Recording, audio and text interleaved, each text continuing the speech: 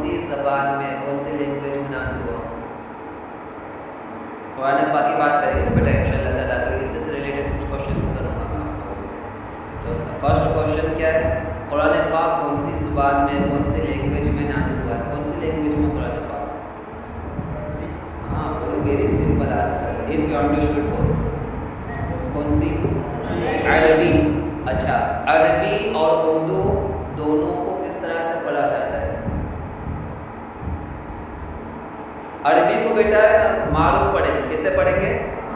اور اردو کو مجہول پڑھنا ہے. عربی کو معروف اور اردو کو مجہول. اب معروف کیا ہے، مجہول کیا ہے؟ ایگزامپل سن لو تو انشاءاللہ تعالیٰ سمجھ میں آ جائے گی بات. اور جیسے الحمد، یہ معروف ہوا، اور اس کو پڑھا الحمدو، تو یہ کیا ہو گیا؟ مجہول. بولتے نا دو، تو یہ مجہول ہو جائے. جیسے کہ روٹی، تو یہ روٹی یہ اردو لفظ ہے، یہ اردو ورڈ ہے روٹی، اور یہ مجہول ہے. اور اگر اسی کو عربی میں پڑھیں گے، معروف پڑھیں گے، عربی لہجے میں پڑھیں گے، تو کیا پڑھیں گے؟ روتی پڑھیں گے. کیا پڑھیں گے؟ روتی. تو روتی نے روٹی میں فرق ہے نا. تو اردو جب زبان آگے آ گئی تو ہم کو اردو ہی پڑھنا ہے، مجہول پڑھنا ہے، اس کے لہجے میں پڑھنا ہے. اور عربی زبان آگے آ گئی تو پھر ہمیں کیا کرنا ہے؟ عربی لہجے میں پڑھنا ہے. عربی کے جو رولس ہے، جو قواعد ہے، جو قانون ہے، اس کے مطابق اس کو فالو کرتے ہوئے پڑھنا ہے. تب جا کر ہماری تلاوت کیا ہوگی؟ کمپلیٹ ہوگی، ورنہ انکمپلیٹ رہے گی بیٹا. تو بے شمار لوگ ایسے نا جو قرآن پاک پڑھنے کے سے الحمد للہ، یہ مجہول ہو گیا. یعنی کہ یہ سمجھو کہ انہوں نے بیٹا اپنی گاڑی کا غلط دشا میں ٹرن لے لیا. ثواب ملے گا. اچھا، قرآن پاک کس طرح سے پڑھنا ہے؟ تو قرآن پاک میں اللہ رب العالمین نے ہی ارشاد فرما دیا وَرَتِّلِ الْقُرْآنَ تَرْتِيلًا، تو قرآن پاک کو ترتیل کے ساتھ پڑھو. ترتیل کا مطلب کیا ہوتا ہے؟ ٹھہر ٹھہر کر پڑھو، ہر ایک لفظ کو کلیئرٹی کے ساتھ ادا کر کے پڑھو. لفظ کے اندر کمی ہوئی تو معنی کہاں سے کہاں پہنچ جائے گا. جیسا کہ حروف تہجی کے اندر ایک ہے بڑی کاف، ایک ہے چھوٹی کاف، ہے نا. ہم مطلب بڑی کاف چھوٹی کاف، لیکن حالانکہ بڑی کاف میں چھوٹی کاف نہیں ہوتا، بلکہ جو بڑی کاف جس سے بولتے ہیں نا بیٹا، تو اس کو پڑھنے کا اور چھوٹی کاف جس سے بولتے ہیں اس کو پڑھنے کا، دونوں کو پڑھنے کا طریقہ ڈفرینٹ ہے، الگ الگ ہے. تو سمجھانے کے لیے ہم بڑی میں چھوٹی بولتے ہیں، حالانکہ بڑی کو اوف بول رہے ہیں. کیا بول رہے ہیں؟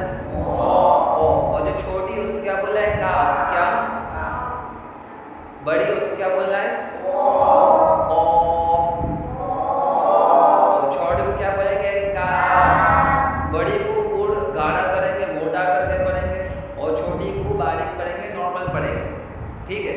اب دیکھو ان دونوں کے درمیان آپ لوگوں نے ماشاءاللہ ایک ہی مرتبہ میں سیکھ دیا، کیونکہ آپ کو پہلے استاد نے بتایا. لیکن اگر کسی کو نہیں معلوم ہے، آئیڈیا نہیں ہے کہ بڑی کاف کیا ہوتا ہے، چھوٹی کاف کیا ہوتا ہے، بس وہ بڑی کاف میں چھوٹی کاف ہی پڑھ کے پڑھنے کا ختم کرتا ہے. اب جانتے ہو بیٹا معنی کہاں سے کہاں، اس کا میننگ کتنا بدل جاتا ہے. بڑی کاف سے نا اوف سے قلب. ایگزامپل فار ایگزامپل بڑی کاف سے قلب کیا ہے؟ ابھی ورڈ نہیں بنا لکھ کر آپ کو سمجھاتا میں، لیکن یہ سمجھ لو بڑی کاف سے قلب اور چھوٹی کاف سے قلب. اب جس کو مخرج نہیں آتے تھے بیٹا وہ کیا بولے گا؟ دونوں کو قلبن قلبن پڑھے گا. حالانکہ قلبن کا مطلب ہوتا ہے دل، اور چھوٹی کاف سے قلبن کا مطلب ہوتا ہے کتا. کیا مطلب ہوتا ہے؟ بڑی کاف سے قلب کا مطلب ہوتا ہے، چھوٹی کاف سے قلب کا مطلب ہوتا ہے کتا. تب قرآن پاک میں جہاں اللہ تبارک و تعالیٰ نے ذکر کیا دل کا، تو جس کو مخرج کا ٹھکانا نہیں ہے جس کا، تو کیا کرے گا؟ جہاں پہ دل بولنا وہاں پہ کیا بولے گا؟ اس کو جواب ملے گا. فار ایگزامپل آپ لوگوں میں سے کوئی بچہ ٹیچر کے سامنے آ کر بولے کہ ٹیچر تمہارے سینے میں کتنا بڑا کتا ہے، تو کیا ٹیچر اس کو شاباشی دیں گے؟ خوش ہو جائیں گے؟ تو کیا ہوگا؟ بھائی بولا تو صحیح ہے، جملہ بولا تو صحیح ہے، ہم نے پڑھا تو صحیح ہے، لیکن بولنا کیا تھا، پڑھنا کیا تھا، اور پڑھ کیا دیا، بولنا کیا تھا، بول کیا دیا. تو غلط بولنے کی وجہ سے شاباشی